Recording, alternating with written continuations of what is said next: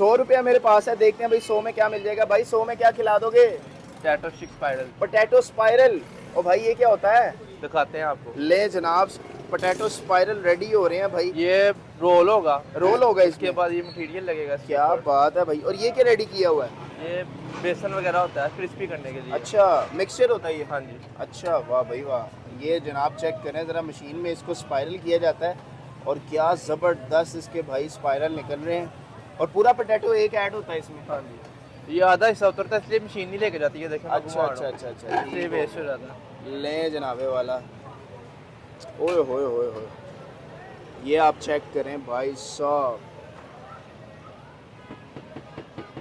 क्या बात है। अच्छा, ये इसकी जैकेट के साथ ही होता है, इसका छिलका वगैरह नहीं उतरता? नहीं। अच्छा, ले जनाब। और इसके ऊपर ये मिक्सचर लगेगा अब? हाँ जी, अच्छा, इस मिक्सचर में वैसे होता क्या क्या है? मैदा बेसन वगैरह होता है। अच्छा,